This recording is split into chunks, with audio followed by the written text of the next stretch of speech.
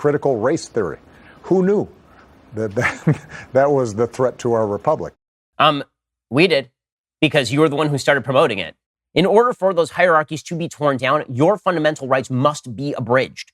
As I've been talking about here, what you can see is a sort of woke coalition that is mobilizing against symbols of unity. That's the reason why we're even having a discussion about why we should put up LGBT flags at Defense Department bases. It's a wild idea from the very beginning. It's also the reason why, for example, the Democratic Party has decided that they're no longer going to call mothers mothers. Every joke that I used to tell is now a reality. So for years, I was telling the joke because this is what Democrats apparently think about the nature of sex and gender, that every Mother's Day is actually primary legal guardian of unspecified gender day. And every Father's Day is secondary legal guardian of unspecified gender day. Well, now it's not even a joke anymore. This is stuff they are literally writing into legislation. According to the Washington Free Beacon, President Joe Biden embraced the woke terminology favored by radical left-wing activists in his 2022 budget proposal. It refers to mothers as birthing people. Birthing people. Yes, we used to call those women birthing people. Now, men can also have babies, which of course is a lie and one of the stupider ideas ever posited by anybody who has even a half-functional prefrontal cortex. Birthing people. Like, really, impenised people. For men. Like, what is this nonsense? The text of Biden's record-breaking $6 trillion budget unveiled last month includes a section highlighting more than $200 million in healthcare spending aimed at reducing the, quote, high rate of maternal mortality and race-based disparities in outcomes among birthing people. So first of all, even this is gendered language. Why maternal mortality? Why not just mortality? Maternal mortality. Maternal means motherly, so they got to get rid of that. But again, the whole goal here is to tear down definitions, and true courage is tearing down those definitions and tearing down your rights in the process. Because this is broader than merely tearing away definitions or redefining things. It is the militarization of this approach. It's not enough to redefine things. It's not enough to tear down the hierarchies. In order for those hierarchies to be torn down, your fundamental rights must be abridged. Your right to freedom of speech must be abridged. Your right to freedom of religion must be abridged.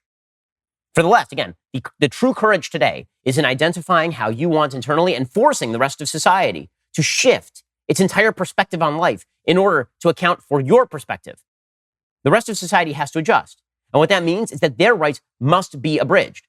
This is the reason why there's a case that's going to the Supreme Court right now about whether Catholic charities ought to be able to engage in foster decisions, whether they ought to be able to have foster homes, and whether they also have foster agencies.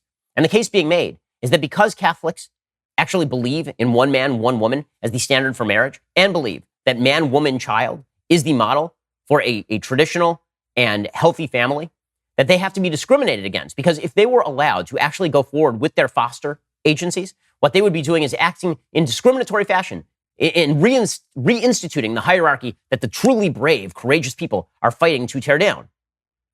Freedom of religion has to be abridged. The basic notion of children having a mother and a father has to be abridged in deference to a redefinition.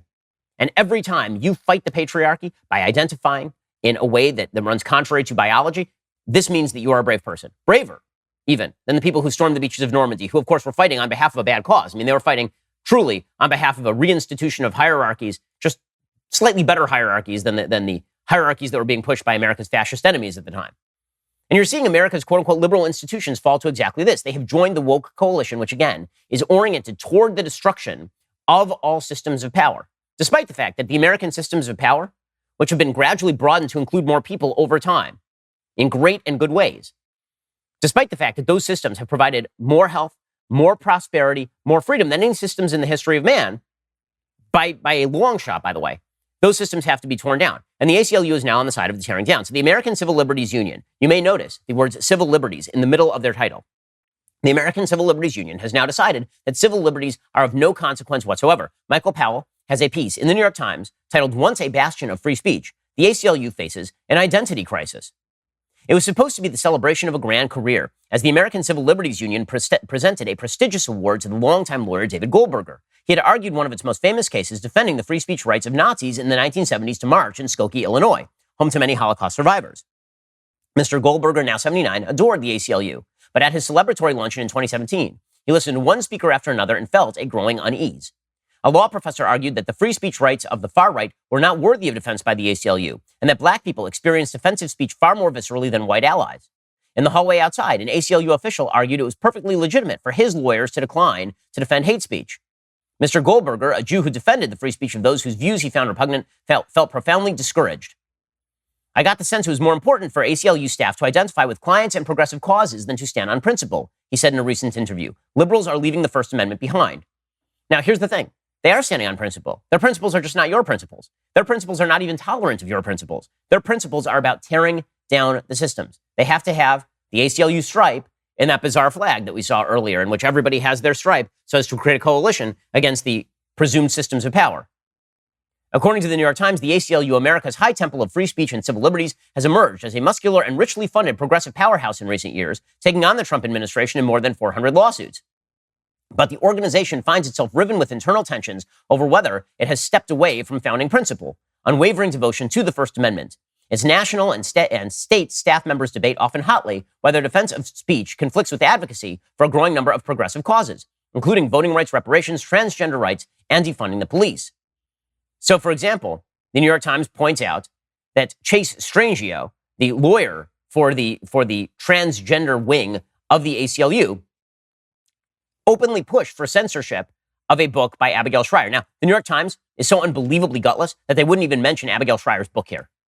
I kid you not. Like, they literally will not mention Abigail Shrier's book anywhere in the article because they, too, are cowards when it comes to defense of free speech, the New York Times. But it is truly incredible how the ACLU is an excellent bellwether for the movement of the left, which at least used to agree on certain basic principles, but no longer. Now the basic principle is tear down the system. And if you're, and you have to be complicit in this. It is required that you be complicit in this. You have to shout. Your true bravery is, again, in supposedly risking, but mostly on behalf of a higher goal. And the higher goal is tearing down. So you have a letter from the editor of the National Geographic talking about the so-called race card project. Again, this is National Geographic, a magazine dedicated to human diversity and differences in thought and all sorts, and nature. It's literally called National Geographic, right? And National Geographic instead issues a letter from the editor about the history of race in America, in which she asks everybody to literally carry around a race card. I'm not kidding you. Quote, more than a decade ago, writer Michelle Norris began the Race Card Project, in which she asked people to think about the word race and boil their thoughts down to 6 words. She expected few would respond. She was wrong. So far, more than 500,000 people have written 6-word micro-essays about race, hailing from every state in about 100 countries and territories. Michelle recently has brought the Race Card Project to the National Geographic Society as a storytelling fellow. We'll support Norris in using a wealth of tools, audio, video, animation, cartography, photography, art technology to bring the project's archived stories to life. These aren't just binary conversations about black and white people. This quilt, as she describes it, pulls at all manners of cultural threads, from Latinos and indigenous people to Asians and Iranians. So what's my race card? Writes Susan Goldberg, the editor-in-chief of National Geographic. This is a hard exercise, but reflecting on the difficult past year, on our fraught politics, and so many frank conversations I've had with friends and colleagues, for now, I'll leave it at this. White, privileged, with much to learn. Okay, now, some of us would call this cowardice. Some of us would say that you are attempting to avoid the cancellation of the woke mob because, after all, it sounds from your name as though you're a Jewish woman who is editing a major magazine. And anytime you want, you could theoretically give up that slot to a person of color if you are so dedicated to the proposition that systems of power in the United States are biased toward white people and Jews. But you're not going to do that, so instead you're going to virtue signal. But according to the left, this is in and of, she's expressing her authentic fears, her authentic wants, and that authenticity is directed at tearing down the system. This is the new form of courage. And this form of courage is going to be taught in America's public schools. This is what critical race theory effectively is. It's teaching you that true bravery lies in taking on this. This is the anti-racism of Ibram X. Kendi. It is the critical race theory of Derek Bell. That true bravery lies in speaking truth to power, and speaking truth to power means tearing down all the systems.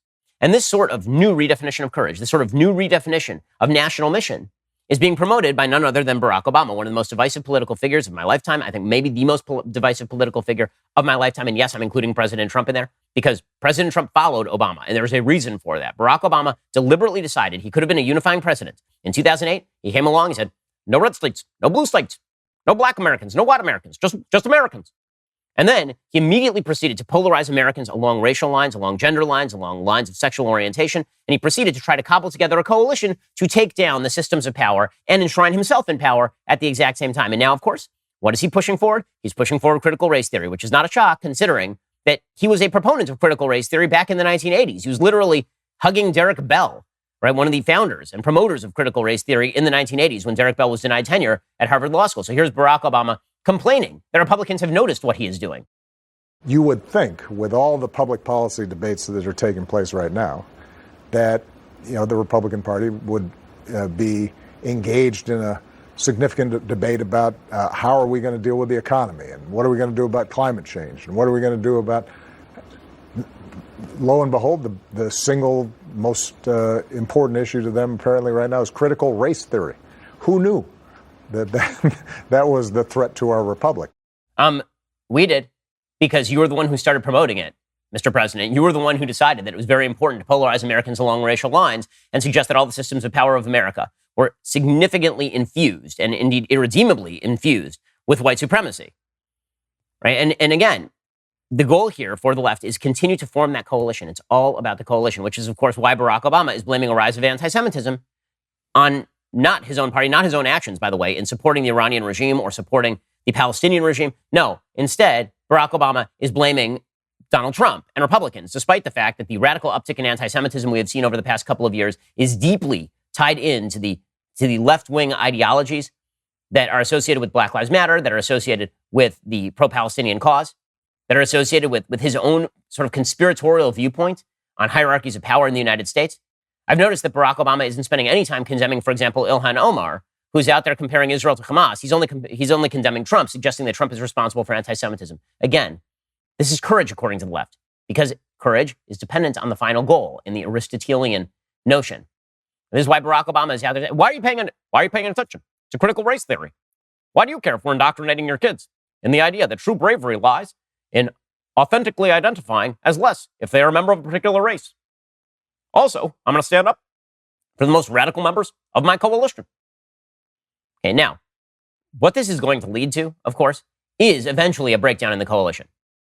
We're in a battle for the culture and for our values. Like and subscribe to help keep our videos on the front line of the fight and top of your feed.